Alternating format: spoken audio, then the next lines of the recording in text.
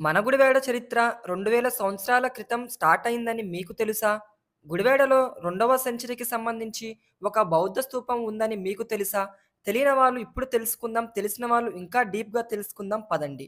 అయితే క్రీస్తు పూర్వం 3వ శతాబ్దం నుండి శాతవాహన కాలంలో పురావస్తు తవ్వకాలలో అనేక బౌద్ధ మరియు జైన అవశేషాలు కనుగొన్నారు. గుడివాడలో ఒక బౌద్ధ స్తూపం ఉందని గుర్తించారు.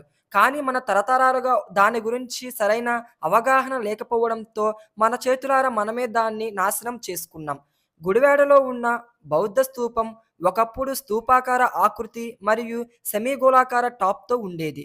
ఇది ప్రస్తుతం చాలా శిథిలావస్థకు చేరుకుంది. బౌద్ధ స్తూపం మెయిన్‌గా ఇటుకలతో నిర్మించబడినది. దీని సరౌండింగ్స్‌లో ఎక్కడా శిల్పకళ అయితే లేదు.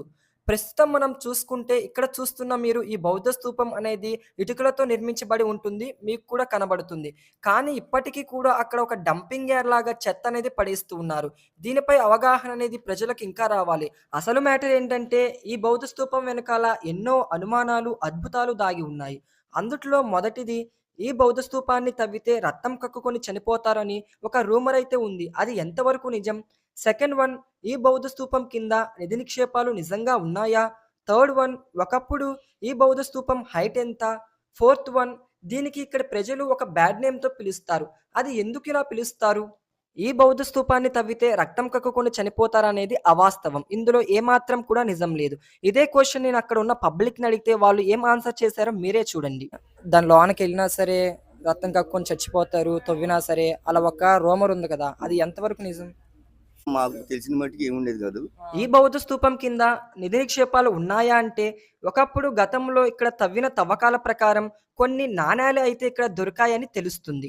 ఈ బౌద్ధ స్తూపం యొక్క హైట్ వచ్చేపాటికి 30-40 ఫీట్స్ అయితే ఉండేదని ఒక అంచనా వేశారు. ఈ బౌద్ధ స్తూపాన్ని ఎందుకు బ్యాడ్ నేమ్‌తో పిలుస్తారనే క్వెషన్‌లో భాగంగా అక్కడ పబ్లిక్ నేను అడిగిన క్వెషన్‌కి వాళ్ళు ఇచ్చిన సమాధానం మీరే వాళ్ళ మాటల్లో వినండి.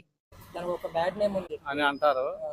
ఇక అలాగే కంటిన్యూ అసలు అవుతుంది. దానికి ఆ పేరు ఎలా వచ్చింది? ఆళ్ళు అంతకుముందు ఎవరో ముగ్గురు అక్క చెల్లెళ్ళు ఉండేవాళ్ళంట.